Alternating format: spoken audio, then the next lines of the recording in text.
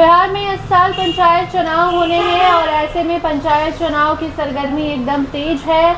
मुखिया संघ ने तैयारी करनी शुरू कर दी है। इसी बीच पंचायती राज विभाग के मंत्री दीपक प्रकाश का बड़ा बयान सामने आया है। बजट पेश हो गया है बिहार का और ऐसे में पंचायती राज विभाग के मंत्री दीपक प्रकाश का कहना है कि जो बजट पेश हुआ है उससे इस विभाग में खूब काम होगा और इसके साथ साथ चुनाव जो होने हैं उसमें पारदर्शिता भी इस पैसे से आएगी। आपको बता दें कि इस साल बिहार में पंचायत चुनाव होने हैं, मुखिया का चुनाव होगा, वोटिंग ईवीएम से होगी और इस बार सभी पदों पर वोटिंग ईवीएम से होनी है। ईवीएम की मशीनें नई लाई जा रही है हैदराबाद से। उसके साथ साथ पंचायती राज विभाग ने नरेंद्र मोदी को धन्यवाद भी कहा है, शुक्रिया अदा किया है बजट पेश जो हुआ है देश का उसके लिए और नीतीश कुमार का भी शुक्रिया अदा किया है क्योंकि बिहार में भी बजट पेश हो गया है।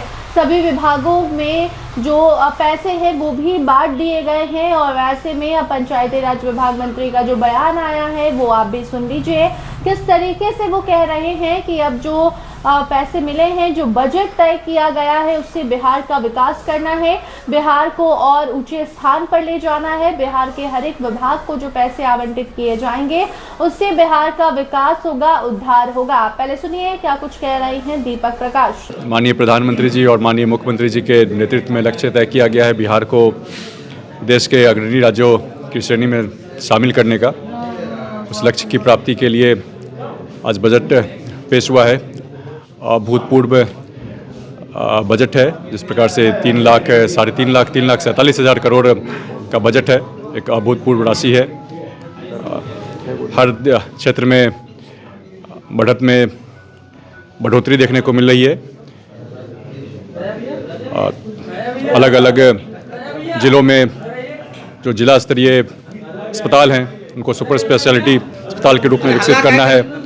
महिला लोग हैं, आधारभूत संरचना का विकास करना हो। आपके विभाग का क्या लेआउट? विभाग का सबसे पहले तो जिस प्रकार से केंद्र का बजट आया है 16वें वित्त आयोग की अनुशंसा के बाद जो राशि मिलती है विभाग को, पंचायती राज विभाग को, उसके माध्यम से और बेहतरी आएगी योजनाओं के क्रियान्वयन में और साथ ही साथ युवाओं के रोजगार के सृजन की बात हो, योजनाएं बेहतर ढंग से उनका क्रियान्वयन हो पाए। इन सभी चीज़ों को देखते हुए और क्या बेहतर किया जा सकता है, आगे टेक्नोलॉजी का किस प्रकार से बेहतर इस्तेमाल किया जा सकता है, पारदर्शिता किस प्रकार से बढ़ाई जा सकती है सिस्टम में, इन सभी चीज़ों को देखते हुए बजट जो आया है बिल्कुल। तो देखिए दीपक प्रकाश ने सबसे पहले नरेंद्र मोदी का शुक्रिया अदा किया, नीतीश कुमार से शुक्रिया कहा और उसके साथ साथ उपेंद्र कुशवाहा के लाडले दीपक प्रकाश कह रहे हैं कि इस बार पारदर्शिता भी आनी है इस चुनाव में क्योंकि बिहार में पंचायत चुनाव होने हैं जिसके लिए मुखिया संघ ने तैयारी शुरू कर दी है।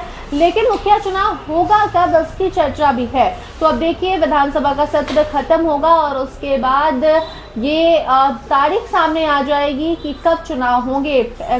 2 तारीख का अनुमान लगाया जा रहा है, कभी कहा जा रहा है कि अप्रैल से जुलाई महीने तक होगा चुनाव और उसके बाद कहा जा रहा है अगर इस महीने में नहीं हुआ तो फिर पंचायत चुनाव जो है वो अक्टूबर या नवंबर में किए जाएंगे क्योंकि दिसंबर से पहले मुखिया चुनाव संपन्न करा लेना है। हाईकोर्ट ने पहले ही पारदर्शिता के साथ और जितनी जल्दी हो सके उतनी जल्दी पंचायत चुनाव खत्म करने का आदेश दिया और अब मुखिया संघ की तैयारी और इसी बीच पंचायती राज विभाग के मंत्री का बयान कि पारदर्शिता के साथ चुनाव कराए जाएंगे जिसके लिए बजट भी जारी हो गया है और उस बजट का अच्छा खासा अमाउंट जो है वो इस बार के चुनाव में खर्च होगा, निर्वाचन आयोग के द्वारा खर्च किया जाएगा। और आपको बता दें कि इस बार का पंचायत चुनाव बेहद ही अलग ढंग से होने वाला है। हालांकि डेट पर, तारीख पर कोई ऐलान नहीं हुआ है अभी तक, ना ही दीपक प्रकाश ने कोई इशारा किया है, लेकिन ये इशारा दीपक प्रकाश ने ज़रूर कर दिया है कि चुनाव इस बार जो संपन्न होंगे वो पारदर्शिता के साथ होंगे, कोई धांधली नहीं होगी, कोई इस बार एक दूसरे को डरा कर वोट नहीं ले सकेगा, कोई मुखिया जी की जो धौस है वो इस बार गांव में काम नहीं आएगी। फिलहाल इस खबर में इतना ही। देखते रहिए स्टार टीवी बिहार। धन्यवाद।